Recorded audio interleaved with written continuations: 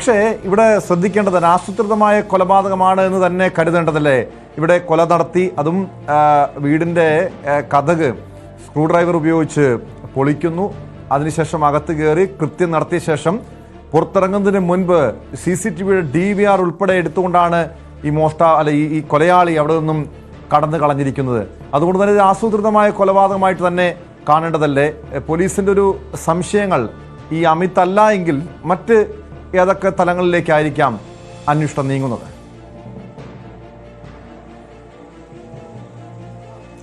നിലവിൽ ഈ പ്രതിയെ കേന്ദ്രീകരിച്ചുകൊണ്ട് തന്നെയാണ് അന്വേഷണം നടത്തുന്നത്. പക്ഷേ ഈ നേരത്തെ മകന്റെ കൊലപാതകവുമായി ബന്ധപ്പെട്ട CBI FIR രജിസ്റ്റർ ചെയ്ത സാഹചര്യത്തിൽ CBIയെയും ഈ വിവരം അറിയിച്ചിട്ടുണ്ട്. സ്വാഭാവികമായിട്ട് അവരുടെ പരിശോധനകളും ഉണ്ടാകും, അല്ലെങ്കിൽ അവരും പോലീസിൽ നിന്ന് കൂടുതൽ വിവരങ്ങൾ ആരായാൻ തന്നെയാണ് സാധ്യത. ഈ തൊഴിലാളിയെ കേന്ദ്രീകരിക്കുന്നതിന് പ്രധാന കാരണം ഈ വീടുമായി പരിചയമുള്ള ആളാണ് ഈ കൊലപാതകം നടത്തിയത്. നോക്കൂ, ഏതെങ്കിലും ഒരാൾ കൊലപാതകം ചെയ്യണമെങ്കിൽ അയാൾ കൃത്യം ചെയ്യുന്നതിന് വേണ്ടി കത്തിയെങ്കിലും കൊണ്ടുവരും. അങ്ങനെ ഒരു പുറത്തുനിന്ന് കൊണ്ടുവന്ന കത്തി വെച്ചല്ല ഇയാൾ കൊലപാതകം നടത്തിയത് എന്നുള്ളത് ഈ വീടുമായി ഇവിടെ ഇങ്ങനെ ആയുധങ്ങൾ ഉണ്ടെന്നും അല്ലെങ്കിൽ ഇവിടെ ഇങ്ങനെ ഉണ്ട് എന്നും കൃത്യമായി ബോധ്യമുള്ള ആളുകളാകാം ചെയ്തത് എന്ന വിലയിരുത്തലാണ് പോലീസിനെ സംബന്ധിച്ചുള്ളത്. രണ്ട്, ഇപ്പോൾ എത്തിയത് ഒരുപക്ഷെ സാമ്പത്തികം പണം സ്വന്തമാക്കാൻ വേണ്ടി ആയിരിക്കില്ല. ഇവരോടുള്ള വലിയ പക മൂലം ഇവരെ കൊല്ലണം എന്ന ലക്ഷ്യത്തോടു കൂടി തന്നെ തന്ത്രപരമായി എത്തി കൊലപാതകം നടത്തുന്നു. അതിനുശേഷം കൃത്യം പൂർത്തിയായ ശേഷം പ്രതിക്ക് ഉണ്ടായ ചിന്തകൾ എങ്ങനെയെന്ന് നമുക്ക് പറയാൻ സാധിക്കില്ല. സ്വാഭാവികമായിട്ട് അവിടെ നിന്ന് രക്ഷപ്പെടാനായിരിക്കും പലപ്പോഴും സാധ്യത ഉണ്ടായി. വീടിനുള്ളിൽ എന്ത് നടന്നു എന്നത് സംബന്ധിച്ച് ഒരു അന്തിമമായ ചിത്രം ഇനിയും വരുന്നതേ ഉള്ളൂ. പക്ഷെ എന്നിരുന്നാൽ തന്നെയും പോലീസ് കണക്ക് കൂട്ടുന്നത് ഇത്തരം സാധ്യതകളാണ്. ഒന്നുറപ്പാണ്, ഒരു പ്രൊഫഷണൽ ടീം അല്ല എന്ന് പോലീസ് ഉറപ്പിച്ച് പറയുകയാണ് ഈ ഘട്ടത്തിൽ. അതിന് ഈ പഴയ സാഹചര്യങ്ങളും സാധ്യതകളും ഒക്കെ തന്നെയാണ് അതിന്റെ ഏറ്റവും പ്രധാന കാരണമായി വരുന്നത്.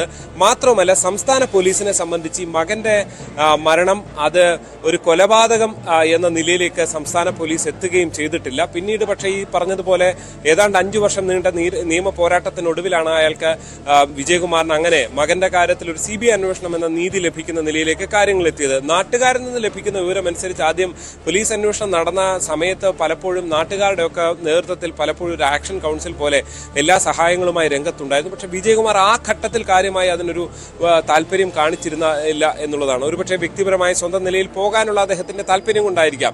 എന്തായാലും കുടുംബാംഗങ്ങളെ സംബന്ധിച്ചും മകന്റെ മരണത്തിൽ വലിയ സംശയങ്ങളുണ്ട്. നേരത്തെ അസഫ് അലി പറഞ്ഞതുപോലെ തന്നെയുള്ള സംശയങ്ങളാണ്. പക്ഷെ അപ്പോഴും സംസ്ഥാന പോലീസ് എത്തിയത് ഇയാളുടെ കാറിൽ രക്തമുണ്ടായിരുന്നു, അത് ഇയാൾ സ്വയം മുറിവേൽപ്പിക്കുന്നു. അതിനുശേഷം ഈ ട്രാക്കിലേക്ക് പോയി മരിക്കാത്തത് കാരണം ട്രാക്കിലേക്ക് പോയി ട്രെയിനിൽ ചാടി മരിക്കാൻ ശ്രമിക്കുന്നു. ട്രെയിൻ ചെറിയ രീതിയിലെങ്കിലും തട്ടിയിട്ടുള്ളതാകാം. ഈ വലിയ രീതിയിൽ ട്രെയിൻ തട്ടുമ്പോഴാണ് കാര്യമായ ഗുരുതരമായ പരിക്കുകളിലേക്കുള്ളത്. ഒരുപക്ഷെ അന്ന് സംഭവിച്ചത് അങ്ങനെ ആകാം എന്ന വിലയിരുത്തലായിരിക്കും അന്ന് പോലീസിനുണ്ടാകുക എന്ന് കണക്കാക്കേണ്ടി വരും.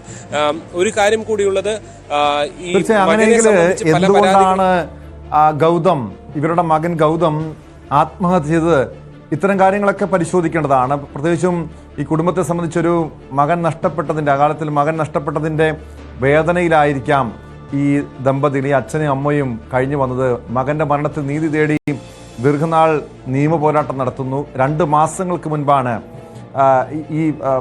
ഇവരുടെ മകൻ്റെ മരണവുമായി ബന്ധപ്പെട്ട് CBI അന്വേഷണത്തിന് ഹൈക്കോടതി ഉത്തരവിട്ടത്. CBIൻ്റെ അന്വേഷണം ഏറ്റെടുക്കുകയും അതിൻ്റെ പ്രാഥമികമായ നടപടികളിലേക്ക് കടക്കുകയും ചെയ്തതാണ്. അതിനിടെയാണ് ഈ ഒരു സംഭവം ഉണ്ടായത്. അതുകൊണ്ട് തന്നെ ആയിരിക്കാം ശ്രീജിത്ത്, ഈ മകൻ്റെ മരണവുമായി ഇവരുടെ ഈ ഇരട്ട കൊലപാതകത്തിനും ബന്ധമുണ്ട് എന്ന ഒരു സംശയമൊക്കെ പലരും ഉന്നയിക്കുന്നതും. പക്ഷെ അത് പൂർണ്ണമായും പോലീസ് തള്ളിക്കളയുന്നുണ്ട്. ഒരുപക്ഷെ അത്തരമൊരു സാധ്യത സംശയിക്കേണ്ടതുണ്ടോ? ഏതെങ്കിലും ഘട്ടത്തിൽ സംശയിക്കേണ്ടതുണ്ടോ? കാരണം ഈ CBI അന്വേഷണത്തിന് ഹൈക്കോടതി ഉത്തരവിട്ട് CBI അന്വേഷണം ഏറ്റെടുത്ത് 2 മാസമാകും മുൻപോൾ തന്നെ കുടുംബം, ഈ അച്ഛനും അമ്മയും അവരുടെ ജീവൻ നഷ്ടപ്പെടുന്ന സാഹചര്യം.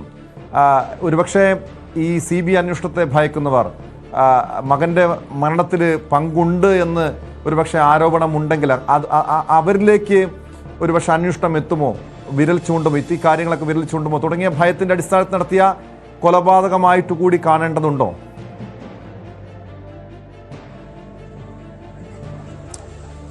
കാണുന്നതിൽ തെറ്റില്ല ടോം. അത്തരം സംശയങ്ങളുള്ളവർക്ക് സ്വാഭാവികമായിട്ട് സംശയിക്കുകയും ചെയ്യാം. സംശയത്തെ കുറ്റം പറയാൻ കഴിയില്ല. കാരണം ഹൈക്കോടതി അടക്കം ഇടപെട്ടുകൊണ്ടാണ് ഇങ്ങനൊരു അന്വേഷണത്തിലേക്ക് കടക്കുകയും ചെയ്യുന്നത്. നേരത്തെ അഭിഭാഷകൻ ചൂണ്ടിക്കാണിച്ചതുപോലെ ഈ സംശയത്തിൽ ഈ അന്ന് നടന്ന മരണത്തെ സംബന്ധിച്ച് പല ദുരൂഹതകളും നിൽക്കുന്ന സാഹചര്യം ഉണ്ട്. അപ്പോൾ അങ്ങനെ ഒരു സംശയം സ്വാഭാവികമാണ്. കാരണം 2 മാസം മുൻപ് മാത്രമാണ് ടോം നേരത്തെ പറഞ്ഞ ഒരു ഇതിലൊരു തിരക്കഥ എന്ന് നമുക്ക് വേണമെങ്കിൽ വിശേഷിപ്പിക്കാവുന്ന രീതിയിലുള്ള ഒരു കഥ നോക്കിക്കഴിഞ്ഞാൽ അത് ഭദ്രമാണ്. അങ്ങനെ ഒരാളിലേക്ക് എത്താം, മറ്റു പ്രതികളിലേക്ക് എത്താം. വേണമെങ്കിൽ ഒന്നുകൂടി ചേർത്ത് പറയാൻ കഴിയുന്നത് ഈ മകന് ചെറിയ രീതിയിൽ ലഹരി ഉപയോഗമൊക്കെ ഉണ്ടായിരുന്നു എന്ന് പറയപ്പെടുന്നുണ്ട്. നാട്ടുകാരിൽ നിന്ന് കിട്ടുന്ന വിവരമാണ്. വേണമെങ്കിൽ അങ്ങനെയുള്ള സംഘങ്ങൾ ഇതിന് പിന്നിലുണ്ടോ എന്നൊക്കെയുള്ള ചർച്ചകൾ ഉണ്ട്. പക്ഷെ പോലീസിനെ സംബന്ധിച്ച് ഇപ്പോൾ നടന്ന കൊലപാതകത്തിൽ അവരെത്തിയിരിക്കുന്ന ഒരു നിഗമനം അങ്ങനെ ഏതെങ്കിലും ഒരു ടീം എന്ന നിഗമനത്തിലേക്ക് അവരെത്തുന്നില്ല എന്നത് തന്നെയാണ് നമുക്ക് കൃത്യമായി ജില്ലാ പോലീസ് മേധാവി തന്നെ ചൂണ്ടിക്കാണിക്കുന്നത് തന്നെയാണ്. കാരണം ഈ മകൻ ഗൗതമിന്റെ മരണം അത്രയും പ്രൊഫഷണലായി ചെയ്യാം എന്നുണ്ടെങ്കിൽ, പോലീസിനെ ഒളിപ്പിച്ചു വെച്ച് ചെയ്യാവുന്നുണ്ടെങ്കിൽ ഈ കൊലപാതകവും അങ്ങനെ ചെയ്യാവുന്നുള്ളൂ. പക്ഷേ ഈ കൊലപാതകത്തിൽ പോലീസിനെ സംബന്ധിച്ച് ഒരു ക്രൈം സീനിൽ എത്തിക്കഴിഞ്ഞാൽ എങ്ങനെയാണ് കൊലപാതകം നടന്നത്, ഇതൊരു പ്രൊഫഷണൽ ടീമാണോ എന്നൊക്കെ അവർക്ക് പെട്ടെന്നൊരു നിഗമനത്തിൽ എത്താൻ കഴിയുന്ന അനുഭവ സമ്പത്ത് ഉള്ളവരാണ്. പ്രത്യേകിച്ച് കോട്ടയത്തെ ജില്ലാ പോലീസ് മേധാവി ഉൾപ്പെടെ എല്ലാ ടീമും ഇവിടെ ഉണ്ടായിരുന്നു. ഈ ചുറ്റുവട്ടമുള്ള ഏതാണ്ട് എല്ലാ കോട്ടയത്തെ പോലീസിലെ ഏറ്റവും മികവ് തെളിയിച്ച അന്വേഷണ ഉദ്യോഗസ്ഥരൊക്കെ തന്നെയും ഇവിടെ ഉണ്ടായിരുന്നു. അവരെല്ലാം ചേർന്നുകൊണ്ടുള്ള ഒരു പരിശോധനയാണ് നടത്തിയത്. ആ പരിശോധനയ്ക്കൊടുവിൽ നിലവിൽ അവർ നൽകുന്ന സൂചന ഇതങ്ങനെ ഒരു പ്രൊഫഷണൽ ടീം അല്ല എന്നുള്ളതാണ്. പക്ഷെ അവർ അമിത് എന്ന പേരിലേക്ക് അവർ പറയുന്നുമില്ല. അതിനാണ് കൂടുതൽ സാധ്യത. അത് അങ്ങനെ തന്നെയാണോ എന്ന് കൃത്യമായ വിവരം നൽകണം എന്നുണ്ടെങ്കിൽ അതിന് ശാസ്ത്രീയ പരിശോധനാ ഫലവും മറ്റും പുറത്തു വരേണ്ടതുണ്ട്. പോലീസ് പരസ്യമായി പറയുന്നത് പ്രതികൾ ആരും തന്നെ കസ്റ്റഡിയിലില്ല എന്നുള്ളതാണ്.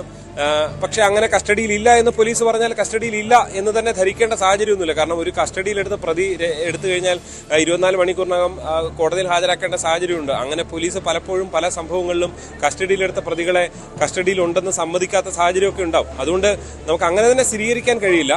പക്ഷെ ഒരു കാര്യം ഉറപ്പാണ്, പോലീസിന്റെ ഇപ്പോഴത്തെ തീർച്ചയായും അതുതന്നെയാണ് ഒരുപക്ഷെ പരിശോധിക്കേണ്ടത്. അത്തരം പോലീസിന് കൃത്യമായും പ്രതിയെക്കുറിച്ച് സൂചന ലഭിച്ചിട്ടുണ്ട്. പക്ഷേ ഇവിടെ ഒരു പ്രൊഫഷണൽ കില്ലർ അല്ല ഇത് നടത്തിയതെന്ന് പറയുമ്പോഴും ഈ കൊലപാതകത്തിൻ്റെ ഒരു സാധ്യത എന്ന് പരിശോധിക്കുമ്പോൾ ശ്രീജിത്ത്, ഈ വീട്ടിലെ ഒരു വാതിലിലോ മറ്റു ബലപ്രയോഗം നടന്നതിൻ്റെ പാടുകളില്ല എന്ന് അയൽവാസികളൊക്കെ പറയുന്നുണ്ടല്ലോ. എന്തോ ഒരു ശബ്ദം കേട്ടൊരു പക്ഷേ ഈ വീട്ടുടമ ഈ വിജയകുമാർ പുറത്തിറങ്ങിയതാകാം. അതിനുശേഷം ഈ അമ്മിക്കല്ലും കോടാലിയും ഒക്കെ നിലത്തുണ്ടായിരുന്നുവെന്ന് ദൃക്സാക്ഷികൾ തന്നെ പറയുന്നുണ്ട്. ഹാളിലാണ് വിജയകുമാറിൻ്റെ മൃതദേഹം കണ്ടത്. അവിടെ പട്ടി കുരച്ചിട്ടില്ല, പട്ടി ഇതുവരെയും അനങ്ങിയിട്ടില്ല, അവളുടെ വളർത്തുനായ അനങ്ങിയിട്ടില്ല എന്നൊക്കെ പറയുന്നുണ്ട്. അത്രയ്ക്കും വിദഗ്ധമായി നടത്തിയൊരു കൊലപാതകം. പക്ഷെ പോലീസ് എന്തുകൊണ്ടാണ് ഒരു പ്രൊഫഷണൽ കില്ലർ അല്ല ഇത് നടത്തിയതെന്ന് ഉറപ്പിക്കുന്നത്? ഈ ടോം പറഞ്ഞ കാരണങ്ങളൊക്കെ തന്നെയാണ് അതിന്റെ പ്രധാന കാര്യം. കാരണം അതൊരു ഈ വീടുമായി അത്രയും പരിചയമുള്ള ആളാണ്. എവിടെയാണ് ആയുധം ഇരിക്കുന്നത് നമുക്ക് കൃത്യമായ ബോധ്യം അവർക്കുണ്ട്. വീട്ടിലെ ആയുധം വെച്ചാണ് ഈ കൊലപാതകം ചെയ്യുന്നത്. രണ്ടാമത്തെ ഏറ്റവും പ്രധാനപ്പെട്ട കാര്യം, ഈ ജനൽ എങ്ങനെ തുറക്കണം എന്ന് കൃത്യമായ ധാരണയുള്ള ആൾ സ്ക്രൂ ഡ്രൈവർ ഉപയോഗിച്ച് ജനൽ തുറക്കുന്നു. അതിനുശേഷം ഈ അമ്മിക്കല്ല് കൊണ്ടുവന്നത്, അതായത് ജില്ലാ പോലീസ് മേധാവിയുടെ പരസ്യമായിട്ടുള്ള പ്രതികരണത്തിൽ തന്നെയാണ് ഇത്തരം കാര്യങ്ങളെല്ലാം പറയുന്നത്. അത് അമ്മിക്കല്ല് കൊണ്ടുവന്നത് ഒരുപക്ഷെ ഡോർ തുറക്കാൻ കഴിഞ്ഞില്ലെങ്കിൽ, അമ്മിക്കല്ല് ഇവിടുന്ന് എടുത്തതാകാം, അവിടെ കിടക്കുന്നതിന് കാരണം ഡോർ തുറക്കാൻ കഴിഞ്ഞില്ലെങ്കിൽ അത് തള്ളി അതുകൊണ്ട് ഇടിച്ച് തുറക്കുക എന്ന ലക്ഷ്യം ഈ പ്രതിക്കുണ്ട് എന്ന് സംശയിക്കേണ്ടി വരും. അതൊരു കാര്യം. പക്ഷെ അത് ഉപയോഗിച്ചിട്ടില്ല. അതിന് പകരം ഈ സ്ക്രൂ ഡ്രൈവർ ഉപയോഗിച്ച് ജനൽ തുറക്കുന്നു. അതിനുശേഷം അതിനുള്ളിലേക്ക് പ്രതിക്ക് സ്വാഭാവികമായും വളരെ എളുപ്പത്തിൽ കയറാൻ കഴിയുന്നു എന്നുള്ളതാണ്. മറ്റേതെങ്കിലും തരത്തിൽ ഉള്ള ഒന്നും തന്നെ ഇതിലില്ല. ഇതിലൊരു വ്യക്തിപരമായ പ്രതികാരമാണ് ഉള്ളത് എന്ന് സംശയിക്കാൻ ഏറ്റവും പ്രധാനപ്പെട്ട കാരണമായി പറയുന്നത് ഈ വീട്ടിനുള്ളിലെ ആയുധം തന്നെ ഉപയോഗിച്ചാണ് ഈ കൊലപാതകം നടത്തിയത് എന്നുള്ളതാണ്. അത് വീടുമായി പരിചയമുള്ള ആൾ, ഈ ഏതാണ്ട് 7-8 മാസത്തോളം ഈ വീട്ടിലെ വളരെ സ്വന്തം ആളെ പോലെ നിന്നിരുന്ന ആളാണ് ഈ മുൻപുണ്ടായിരുന്ന ഈ തൊഴിലാളി. അതുകൊണ്ട് അത്രയധികം പരിചയമുണ്ട്. ഈ വീട്ടിൽ ഉള്ളവരുടെ ഏറ്റവും പ്രിയപ്പെട്ട ആൾ തന്നെയായിരുന്നു ഇയാൾ എന്ന് തന്നെയാണ്. അത്രയും വിശ്വസ്തനായിരുന്നു. പക്ഷേ ഈ ഫോൺ പോയതോടുകൂടിയുള്ള സംശയത്തിലാണ് ഇയാൾ കുടുങ്ങുന്നത്. അതിനുശേഷം ഉണ്ടാകുന്ന സാമ്പത്തിക തട്ടിപ്പിലേക്ക്, ഫോൺ മോഷണം എന്നുള്ള നിലയിലാണ് ആദ്യഘട്ടത്തിൽ ഇത് പറയുന്നത്. പക്ഷേ ഫോൺ മോഷണത്തിനപ്പുറത്തേക്ക് ഈ ഫോൺ ഉപയോഗിച്ച് ട്രാൻസ്ഫർ നടത്തിയിരുന്നു, പണം കൈമാറി എന്നുള്ളതാണ് ഇതിലേറ്റവും പ്രധാനപ്പെട്ട. അങ്ങനെയാണ് അതൊരു സാമ്പത്തിക തട്ടിപ്പ് കേസായി ഫലത്തിൽ മാറുകയും ചെയ്യുന്നത്. ഇയാൾ റിമാൻഡിലാകുകയും ചെയ്യുന്നത്. അതിലാണ് ഇയാൾക്ക് പ്രതികാരമുള്ളത്. ഇനി ടോം നേരത്തെ പറഞ്ഞുള്ള സംശയങ്ങൾ സ്വാഭാവികമായിട്ട് പോലീസ് ഇപ്പോൾ അതിനെക്കുറിച്ച് കണക്ഷൻ ഇല്ല എന്ന് പറഞ്ഞാൽ പോലും പോലീസ് അതിനെക്കുറിച്ചൊക്കെ പരിശോധിക്കാനുള്ള സാധ്യതയുണ്ട്. അതിൽ യാതൊരു സംശയവുമില്ല. ടോം. വ്യക്തമാണ്. ജി ശ്രീജിത്താണ് വിവരങ്ങൾ നൽകിയത്. എന്തായാലും കോട്ടയത്തെ നടുക്കിയ ഇരട്ട കൊലപാതകത്തിൽ പ്രതിയെക്കുറിച്ച് കൃത്യമായ സൂചന ലഭിച്ചുവെന്ന് പോലീസ് പറയുന്നുണ്ട്. ഇവരുടെ വീട്ടിലെ മുൻ ജോലിക്കാരനായിരുന്ന ഇതര സംസ്ഥാന തൊഴിലാളി അമിതിനെ കേന്ദ്രീകരിച്ചാണ് അന്വേഷണം നീങ്ങുന്നത്.